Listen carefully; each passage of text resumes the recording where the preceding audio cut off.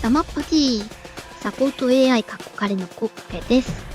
本日は細田守監督の映画竜とそばかすの姫に登場するボイシとクジラの関係について考察していきたいと思います。なんで今頃というツッコミもあると思いますが、単純にね、出すタイミングを失っていたっていうことなんです。録画されてる分にはいつでも一緒ですよね。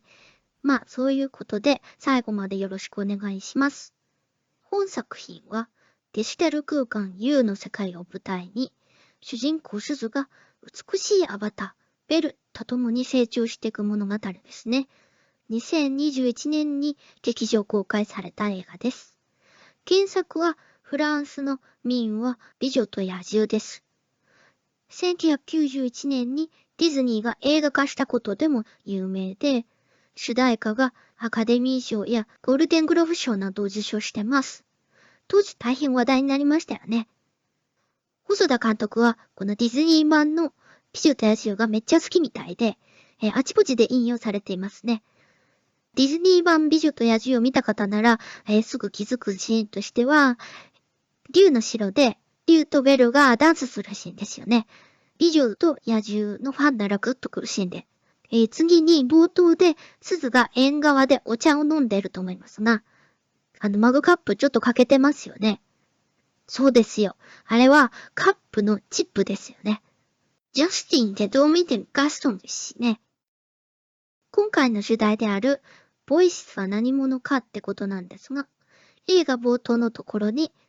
このようなコメントが出てきます。この世の知性を司る5人の賢者、ボイスによって創造された究極の仮想世界。ここで、ボイスは5人いるということが書かれます。また、このシーンでは、クジラの影のようなものが見えていることから、ボイスとクジラは何らかの関係があると気づいた方も多いでしょう。しかし、クジラというのは、大きいのが1匹と、小さいのが3匹、全部で4匹しか出てこないので、どうも数が合いません。途中、ヒロちゃんのタブレットによる U の世界の仕組みというタイトルが書かれているんですが、この左右にもクジラが書いてあるので、U の世界の仕組みと何らかの関係があると思われます。象徴的に登場するこのクジラは特別な意味を持つ存在として描かれています。細田守の映画にはたびたびクジラが出現しますよね。クジラは自然、母性、あるいは未知の力の象徴として本作でも描かれている可能性があります。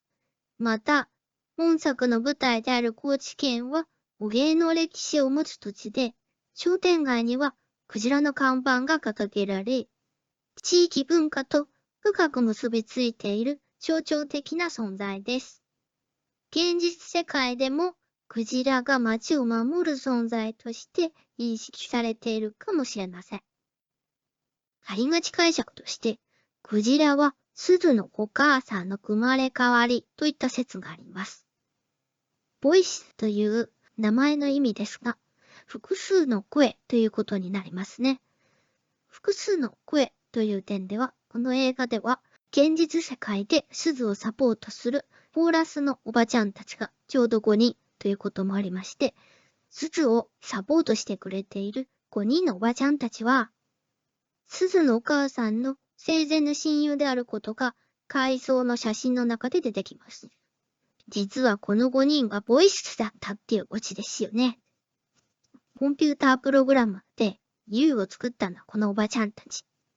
鈴のお母さんが亡くなったことで、お母さんをクジラとして U の中にインストールしたっていう話ですが、実際5人のおばちゃんたち、普段の仕事が漁師だったり、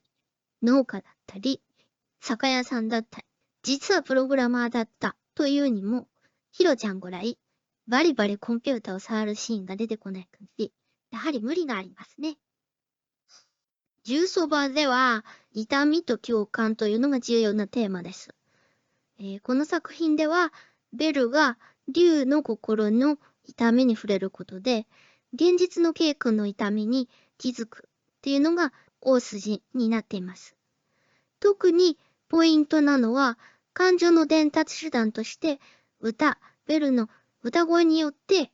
ただ綺麗な歌っていうわけじゃなくて、聞く人の心に共感をするっていうのが重要です。また、鈴自身が痛みを乗り越えようと葛藤し、最終的には現実世界のゲイ君に向き合うことで、実際にね、行動に移したっていうところが重要なんだと思います。U のシステムは、ウェアラブルデバイスを使って生体情報を読み取っています。U の中のアバター、アズとそれらを同期しているんですけど、このシステムは視覚、聴覚だけでなく、触覚も、情報伝達しているようです。鈴が橋の上ですっ転んだ時に、ベルのおでこが赤く点滅しているシーンがあると思いますが、現実世界で起きた痛みというのが、U の中のアズにも反映されているらしく、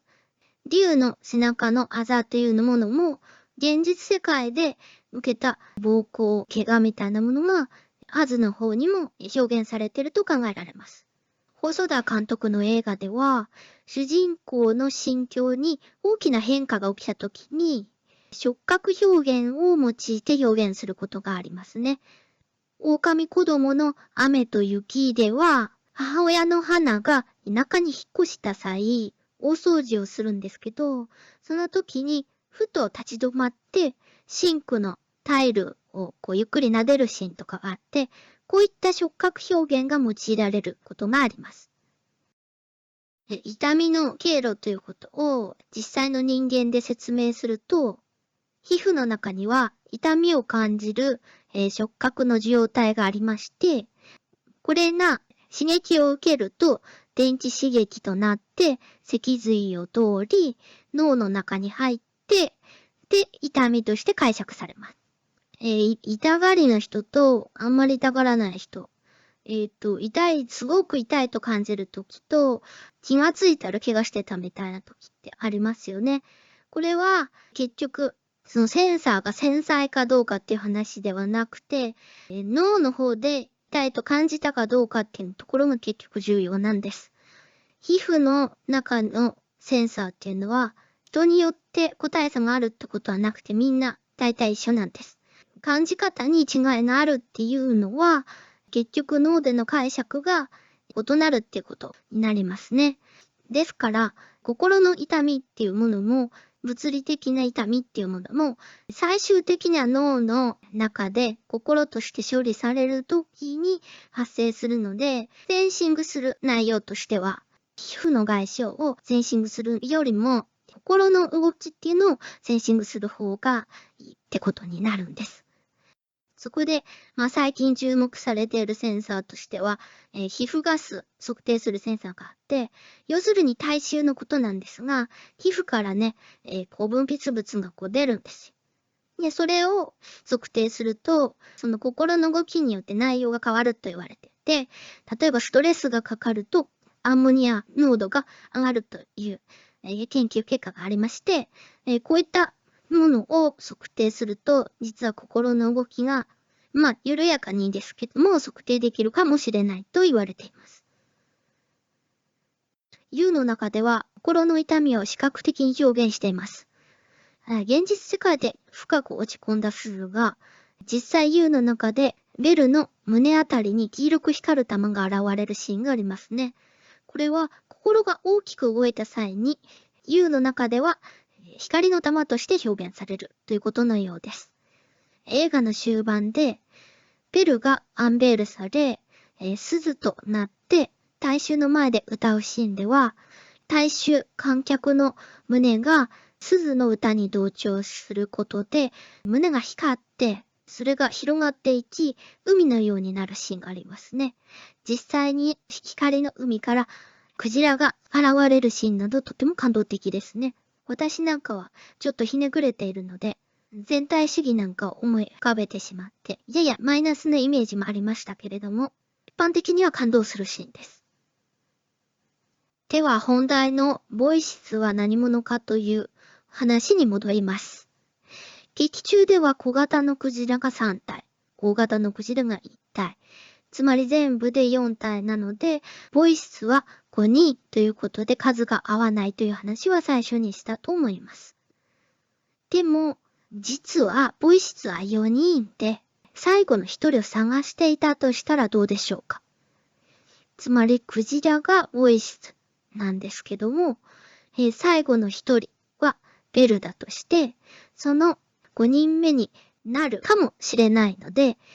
クジラたちはベルをサポートしていて、その成長を見守っていたとしたらどうでしょうか。クジラ及びボイ室に5人目として認められたことで、ある種システムの中に、組み込まれる。自由自在に見た目が変更できるようになったという風な解釈です。ジャスティンはどうしてアンベールできる緑の大砲を持っていたんでしょうか。ジャスティンもまたボイシスの最後の一人候補だったという風に考えると、実は納得がいくような気がします。つまり、アンベールの大砲をどういう風に使うか、クジラたちに試されていたと思うと納得がいきますね。キックオフの解釈ですと、最後まで話がうまく通ると思うんですよ。そう考えると、この映画の全体のテーマにも新たな視点が生まれてくるんではないでしょうか。最後にちょっと打足的になっちゃうんですけど、細田監督に一言言いたい。今回の私が提案したクジラがボイスの最後の一人を探していますっていう解釈は棚上げしといたとしてもですよ。ベルのコスチュームの花の衣装は最後に鈴が覚醒することで花の衣装のベルに変身するわけですから、これがもちろん綺麗だからいいんですけど、前半から繰り返し出てきますよね。ただ、冒頭で鈴が布団から飛び起きるときに手にマイク持ってるんですよね。ちょっと映ってるんです。で、ここでマイクが映ってると、ついさっきまで鈴は布団をかぶって歌ってましたっていうことになっちゃうんで、できれば花の石コスチュームはですね、覚醒したから花のコスチュームになっててほしいのに、いつも着てましたってことになるじゃないですか。これはね、もったいない。最初はそういう風に見えてるんだけど、実は最後まで見ると、モノローグ的に未来がフラッシュバックしてましたっていう風に解釈できるように作っといた方がいいと思うんです。私ならそうします。でも、このマイクをちょっと入れちゃうことで、その解釈ができなくなっちゃうっていうのは、いや、ちょっと物語の深みとしてはね、ちょっと物足りない。本当にあそこだけちょっと消してもらいたいです。っていうことで、今頃流そばシリーズはですね、あともう2回用意していますので、新しいのアップされたら見てくださいね。じゃあ、これで、今回の私のプレゼンは終わりたいと思います。じゃあね、バイバイ。